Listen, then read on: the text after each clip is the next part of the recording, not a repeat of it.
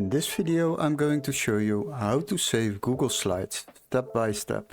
So what we need to do is create a presentation in Google Slides, and once you are finished then you can click on File. As you can see, there is no direct saving button, and that is because this file will be automatically saved. So if we will now click on this icon on the left side on Slides Home, then you will be redirected to the overview. And as you can see, our presentation is now saved in recent presentations. So that is how you save a Google Slides. But there is another way. We can go back to this presentation, we can click on File, then Download, and then you can download it in the preferred file type. So that is another way to save a Google Slide. Thank you for watching.